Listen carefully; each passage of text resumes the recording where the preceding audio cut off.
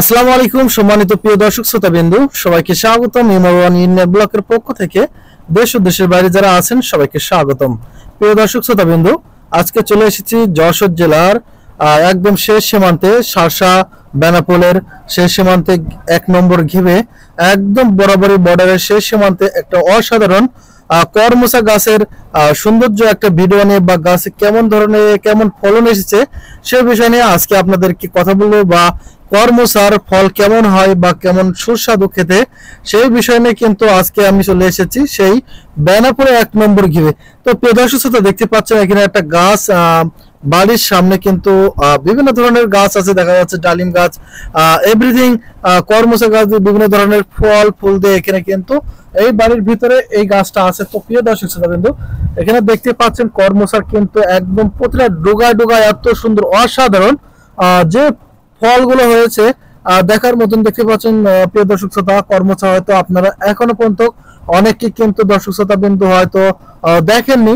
তো যারা এখনো করমচা দেখেননি, অবশ্যই আজকে আপনাদেরকে আমি সেই করমচা গাছ বা ফল দুইটা একসাথে দেখার জন্য সেই ভিডিও করছি। তো প্রিয় দর্শক শ্রোতা বিন্দু, এখানে দেখতে পাচ্ছেন কিন্তু দুই ধার দিয়ে বিভিন্ন ধরনের গাছ লাগানো আছে, তার ভিতরে করমচা গাছের কালারটা কিন্তু হেভি সুন্দর, বা এই সবুজ শ্যামলের ভিতরে যে করমচাটা খুবই সুন্দর লাগছে। এর খেতে কিন্তু টক টক, হালকা একটু টক টক খেতে কিন্তু খুব সুস্বাদু। যদি পাকে তাহলে কিন্তু এর সুস্বাদুটা আসলে খুবই অসাধারণ। তো প্রিয় দর্শক শ্রোতা বিন্দু, আপনারা যারা করমচা এখনো পর্যন্ত গাছ দেখেছেন কিন্তু লাগাননি, বা যদি লাগাতে চান তাহলে কিন্তু অবশ্যই আপনাদেরকে যোগাযোগ রাখতে হবে। যে করমচা গাছের সব থেকে বিখ্যাত যে করমচা গাছটা, সেটা কিন্তু অবশ্যই এই সে জাতের করমচা। আপনারা এখানে দেখতে পাচ্ছেন, এখানে কিন্তু এই গাছগুলো কিন্তু ইন্ডিয়া থেকে নিয়ে আসা হয়েছে, কেরালা থেকে। তো এই কেরালা জাতের কিন্তু আসলে এই গাছগুলো খুবই অত্যাধুনিক একটা গাছ। এই গাছে কিন্তু ব্যাপক পরিমাণ ফল আসে, বা দেখতেও কিন্তু খুব সুন্দর লাগে। আপনাদের বাড়ির আশেপাশে বা আঙিনায় যদি আপনাদের এমন জায়গা থাকে তাহলে কিন্তু অবশ্যই আপনারা এই যে করমচা লাগাবেন বা বাড়ির খাওয়ার জন্য। তো এখানে দেখতেই পাচ্ছেন খুব সুন্দর লাল টক টক টক টক করছে, মানে দেখলে মনে হচ্ছে যে একটা ছিঁড়ে খায়।